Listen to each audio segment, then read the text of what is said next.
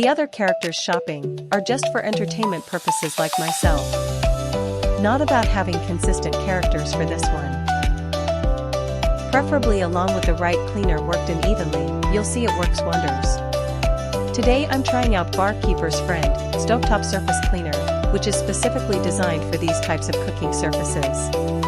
I decided to give this product a shot since I ran out of my usual cleaner. Let me show you how it works.